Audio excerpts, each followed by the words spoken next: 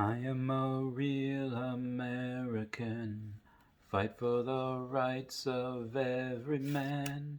Hey guys, how's it going? It is I, the real Randy Chavez, coming at you today with a Veterans React video. Airman's time, whatever you want to call it. This one's going to be about a subject that not many people like to talk about. I don't know what I'm going to name the title of this video. About veteran suicide and depression and all the alcoholism, all the fun stuff that comes with being a veteran. That was a joke, and a lot of jokes. There's a whole subsection, part of reality, part of comedy, where a lot of post 9/11 military members just have this dark, twisted sense of humor. Vet TV has a pretty good take on it. I've seen some of their stuff; is pretty funny. Basically just making light of the situations that a lot of people are put in, especially combat vets. I myself am not a combat vet, did not see combat in the military. So just getting that out of the way. That being said, whether you're, security forces or 2T2 like I was, or whatever it is, there's just a certain whether TMO or even flight crew, whatever it is, there's a certain amount of stress that you put into, and maybe I guess this is geared towards both civilians that live with veterans and just veterans as well that have just gotten out. If you just got out, your whole world, or think about getting out, your whole world's about to change, and you could be about to have like hopes and dreams. Like when I got out, late 2016, I hit the ground running. That literally 3 weeks after I got out, I started school in January 2017, and I had a plan. I was living with a good friend of mine, vet as well, and dated sporadically. Had a job, my friend Dean, and wasn't doing so hot. Kids I was going to school with, they were not like the men and women that I was serving with. They're all stupid, ask stupid questions. They're all just, and not like the normal, stupid, buddy, not getting it. And I served with 19-year-olds, and some of the best men and women I ever served with. The civilians that I was taking college classes with were not them. And it was very lonely. It was extraordinary, because not only are you about to, if you're about to get out, or if you just got out, taken away from your routine, taken away from one, not really having to be responsible for it. It's like most of the time you're told what to do, you're told when to go do it, whether it's at work, whether it's PT, keeping yourself in shape, hey, eating at certain times, being told to go to medical appointments certain times. Get out, okay, well, there goes the amount of money that you're getting for rent. There goes the amount of money you get for food, and you got to figure stuff out. Now, for those of you that are like me, that were in the civilian life beforehand, that part's not a big deal. Part of the other deal is just saying, okay, well, you have to deal with your friends are gone, and what I mean that they're just not around you anymore. You don't see those people. People around you don't understand your sense of humor. People around you don't understand your experiences. Maybe there are other vets in the class. Maybe there are other, and that's just if you're going to school. Some people just go right into the work world, which I did after a semester of school. Same thing. No veterans. No one gets it. And you might be feeling like, hey, my friends are scattered throughout the world. My last base was over here. Now I'm here, and even if I could get to that last base, half of my friends are deployed, or they're PCS somewhere, different parts of the globe, and you never see them.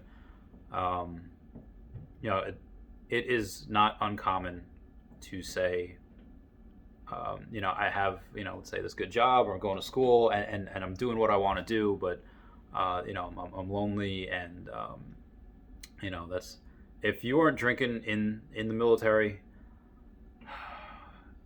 this is geared towards people who were drinking. Yeah, for me, it got worse. Yeah, as soon as I got back from deployment, I saw like, oh no, we're partying with friends, we're going out. I deserve this. 7 months outside the country in a dry heckin' country. Was Kuwait. At least in Qatar, they give you 3 beers. And then apparently when it's your birthday in Qatar, they're like, oh, I want to have 3 beers, give it a hit, and you just get lit. You just get absolutely destroyed. So I hear. Haven't been there. And it gets worse. And if you are the one that's strong, like, hey, check up on your veteran friends, see how they're doing, because some of them are not doing that well. There were a couple times in 2017 and 2018 where I wanted to kill myself. I knew I never would, and I didn't. But thank God for friends. But yeah, those. I never thought I would be one to have a nervous breakdown. On the highway, coming back from our station, McGuire Air Force Base in New Jersey, coming from visiting a friend that was about to go on deployment again.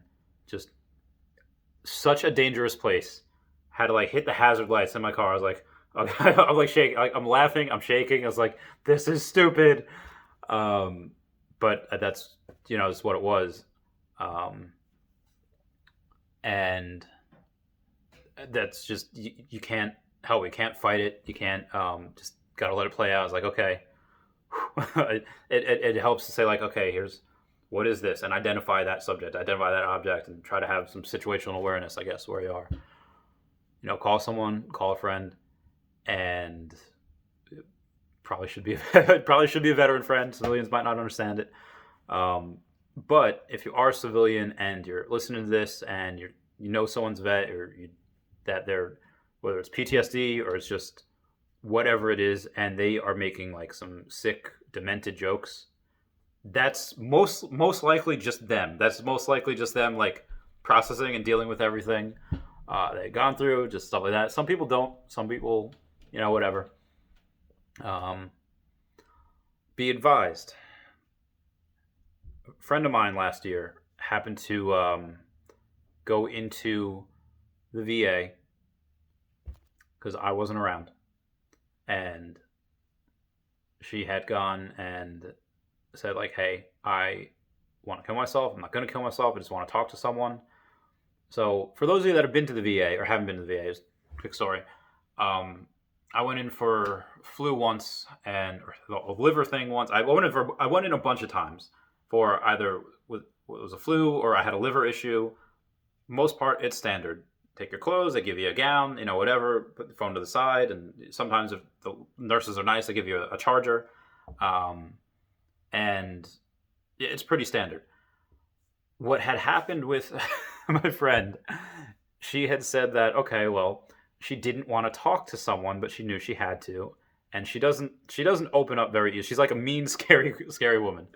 And she had some alcohol in her car. So when she was going to talk to them, she decided to get some liquid courage and down some of that in the parking lot. I was like, okay, I'm ready to talk to someone now. She's telling me this. I'm like, no, you heckin' didn't. And then apparently what had happened was that she had gone to the psychiatrist there, and they said, well, you're intoxicated. Like, I can't legally like do this while you're intoxicated. You have to go and sober up. Go to the emergency room. And it's like, what? Why? She's like, because they'll sober you up. It's like, it's not gonna like I'm drunk. Like it's like I'm not drunk. So she fucking drunk. She should have walked. I think, but she said that she moved her car from here all the way over there because it was half a mile. I was like, I wasn't walking. I was like, okay. No, the cars was safe. It's fine. But she was having a rough morning, and she had gone in there, and like normal, they take her stuff. They take whatever, put her down, and they say, hey, emergency room. We're going to admit you upstairs. And she's like, okay. He's like, okay, just sign this on, admitting you. And she's like, okay. So most of this seems pretty normal to someone that's gone to the VA before. And then she said that she had asked a couple people who I feel like I'm in Get Out. Like she's felt like, if I sign myself in, can I sign myself out? Like, yeah, no, it's no problem. You're just going up there, to talk to someone. They did not let her out.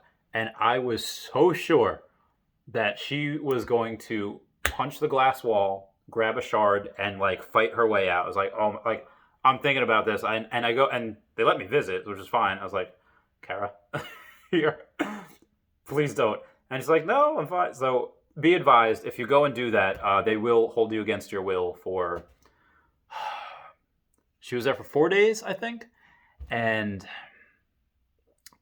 she said you have to ask for not a DNR. It's something like that. It's abbreviated. It's military, so it's abbreviated letters. It's acronym, and after you sign that, 72 hours after that, you can do it. But she's like, yeah, no, like they give me pudding cups and stuff, and I was like, what? She's like, yeah. So like, all right, whatever. You need a break, cool. Unfortunately, she had called me 2 days later. And they let you call people, but I wasn't there, and this all could have been avoided, but I wasn't there to take her call. And thank God she had good spirits about it, because that could have ended very badly. So if someone that does not like to be taken prisoner, held against her will, be advised about who you talk to, over there. Thankfully, she was in a good mood, happy about it. And I didn't have to spend hundreds of thousands on a lawyer to try to. Either way, I digress. So if you're a veteran and you're fine, go and just check on your other veteran friends. Like, hey, how's it going? This other guy that messaged me in 2018 saying like, hey, I'm having a real hard time. It's like, okay, hey man, yeah, give me 2 seconds. Let me leave my desk. Let me go and talk. Happened with another friend of mine. I think it was last year too. No, it was actually, it was a few months ago, however long it was. And yeah, just talked to him. I'm not sure what to call this video, but if you're having a hard time, like that's normal. It gets worse. The drinking gets worse. Just try to have a buddy system. Try to have something that says like, okay, hey, just to make sure we're all good. My phone's on 50. Okay, I have to go. My phone's on charger. Everyone say goodbye, Dashi. Bye-bye, Dashi. I love you guys. If you're a veteran, and shoot me a message. Call, add me on social, and we'll talk. I'll make time for that. So I love you guys. Please comment, like, and subscribe. Comments are good for the YouTube algorithm. I love you all. Goodbye. Meow, meow, meow.